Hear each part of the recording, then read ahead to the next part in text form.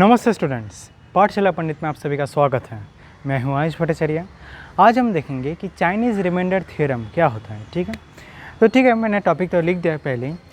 अब देखो, Chinese remainder theorem ना बहुत सारे कॉन्ग्रुएंसेस को एक साथ सॉल्व करने में काम आता है। ठीक है, जैसे कि कभी कभार ऐसे कॉन्ग्रुएंसेस दिए रहते हैं एक साथ, x is congruent to a1 mod b1, x is congruent to a2 mod b2, x is ऐसे करके अलग अलग दिए रहते हैं, x n mod bn।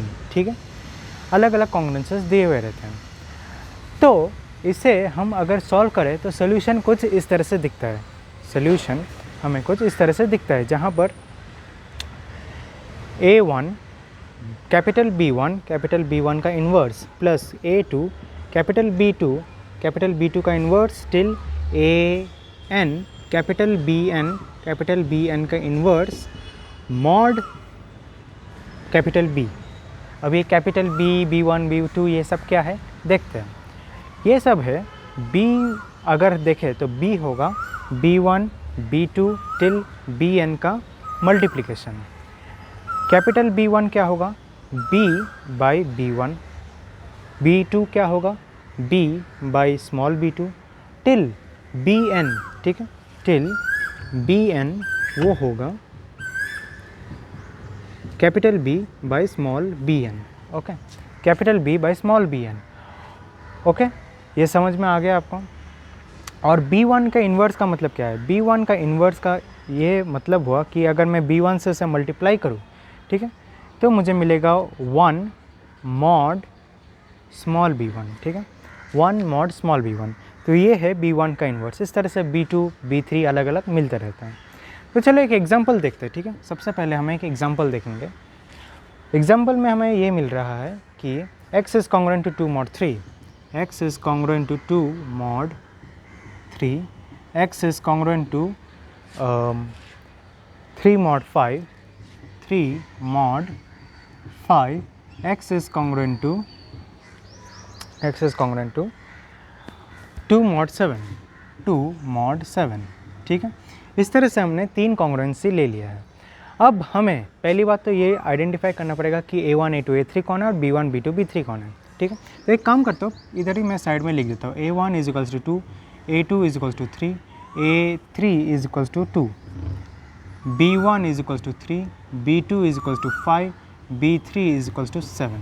ठीक है, तो आंसर में क्या आएगा? ठीक है, सबसे पहले तो मुझे B ढूंढना पड़ेगा। ठीक है, B यहाँ पर क्या है? Capital B is equals to B1 B2 B3। Correct, capital B is equals to B1 B2 B3 which is equals to 5 3 15, 15 into 7, 15 into 7 कितना होता है अभी?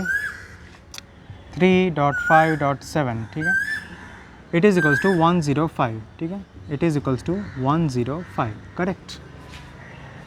अब B1 ढूंढते। B1 is equals to, B1 क्या रहेगा? Capital B by B1। तो इसका मतलब क्या हुआ? 105 को मुझे 3 से डिवाइड करना पड़ेगा, तो वो होता है 35। B2 is equals to capital B by B2 which is equals to, अब मुझे 105 को 5 से डिवाइड करना पड़ेगा, which is equals to 21। And similarly B3 को मैं डायरेक्टली लिख देता हूँ, B3 इज इक्वल्स टू 15। ठीक है, B3 इज इक्वल्स टू 15। अब मुझे इन्वर्स ढूंढना पड़ेंगे। सो B1 का inverse is congruent to 1 mod 3। Correct. So इस B1 के जगह मैं क्या लिखूँगा? 35 लिखूँगा। So 35 B1 inverse is congruent to 1 mod 3। Alright, तो अब मैं काम करता हूँ, 35 x या 35 B1 इन्वर्स -1/3। ठीक है, इस तरह से ट्रायल एंड एरर करके देखते हैं। ऑलराइट, तो अगर मैं ट्रायल एंड एरर करूँ तो 35, अगर मैं B1 इन्वर्स को 1 से 1 सब्सटीट्यूट करूँ तो 35 - 1 इज 34। 34/3 इंटीजर नहीं होता। 2 से अगर करें तो 35 हमें एक इंटीजर चाहिए ना, इधर हमें एक इधर इंटीजर चाहिए, तो B1 इन्वर्स में मुझे एक ऐसा नंबर डालना पड़ेगा जिससे मुझे लास्ट में जाकर इंटीजर मिले। तो B1 इन्वर्स में अगर 1 दूँ तो नहीं चलेगा, 2 दो तो 70 माइनस 1 69, और 69 3 से डिवाइड हो सकता है, ठीक है। तो B1 inverse is equals to 2, ठीक है, ये हमें एक नंबर मिल चुका है। सिमिलरली अगर हमें और भी नंबर्स चाहिए तो देखते कैसे होता है। मैं एक काम करता हूँ, किधर लिखूँ, एक काम करता हूँ, मैं इधर इसे इरेज कर देता हूँ, ठीक है, इधर मैं इसे इरेज कर देता हूँ। So B2 inverse is equals to 1 mod B2, ठीक है, 1 मॉड B2 बनता है। Therefore B2 inverse is equals to, अगर हम सॉल्व करें तो इट विल बी 30, B2 क्या है हमारे पास 21 है, 21 B2 inverse is congruent to 1 mod 5 हो जाता है, करेक्ट, 1 मॉड 5 हो जाता है। So therefore 21 B2 inverse minus 1 by 5 हमें क्या मिलेगा, ऐसा हमें B2 चाहिए, ठीक है, हमें ऐसा B2 चाहिए ताकि लास्ट में जाकर एक इंटीजर मिले, ठीक है। ये क्यों मैं इसलिए लिख रहा हूँ क्योंकि वो एक कोशेंट है, ठीक है, ये एक कोशेंट है ना, तो इंटीजर मिलेगा हमें। तो 21 B2 का इन्वर्स हमें कौन से नंबर लेना चाहिए, तो एक काम करते हैं 1 लेकर देखते हैं। तो 21 multiplied by 1 is 21 minus 1 is 20, तो 1 से ही ये काम होता है। तो आंसर में अगर मैं B2 लिखूँ, ठीक है, मैं इसे इरेज कर देता हूँ अभी के लिए, बाद में मैं फिर से लिख दूँगा, कोई चिंता की बात नहीं है। So B2 inverse is equals to 1, ठीक है। अब हम B3 को ढूंढते हैं, ठीक है। सो B3, ठीक है, B3 का अगर हम ढूंढे तो वो होगा 15 B3 इन्वर्स इज़ इक्वल और कॉन्ग्रुएंट टू 1 मॉड 7, करेक्ट, मैं डायरेक्ट लिख रहा हूँ, ये फार्मूला में नहीं लिख रहा हूँ, ठीक है। सो 15 dot B3 inverse minus 1 by 7 एक इंटीजर होना चाहिए, ये जो है ये एक इंटीजर होना चाहिए, करेक्ट। सो B3 इन्वर्स में मैं ऐसा कौन सा नंबर ले सकता हूँ जिससे ये इंटीजर हो जाए, 1 लेकर देखते हैं। तो 15 minus 1 by 7 is equals to 2, correct, क्योंकि 14 हो जाता है ना ऑटोमेटिकली। तो B3 inverse is equals to 1, ठीक है। अगर एक नंबर मिल रहा है ना, ऐसे मुझे बहुत सारे नंबर्स मिल सकते हैं, पर जो 7 से कम होगा और पॉजिटिव होगा वही हमें लेना है, ठीक है। तो B2 हमें मिल चुका है, B1 भी मिल चुका है, B3 भी हमें मिल चुका है, मतलब उनके इन्वर्सेस मिल चुके हैं।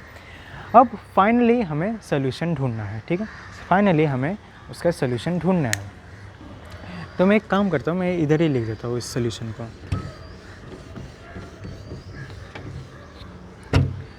जो सोल्यूशन है वो ये है A1, ठीक है, A1 B1 इन्वर्स। सो A1 हमारा क्या था, A1 चाहे तो मैं इधर फिर से लिख देता हूँ, A1 हमारे पास था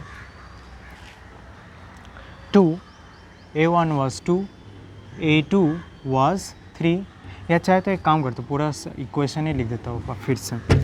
x is congruent to 2 mod 3, x is congruent to 2 mod 3, x is congruent to 3 mod 5, 3 mod 5, x is congruent to 2 mod 7, ठीक है, x is congruent to 2 mod 7।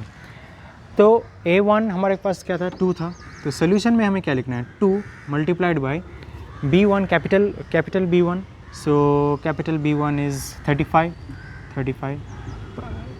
Multiplied by B1 inverse which is 2 plus 3 multiplied by B2 21 multiplied by B2 inverse, okay, B2 inverse which is 1 plus 2 multiplied by B3 which is B3 15 multiplied by 1, ठीक है, multiplied by 1।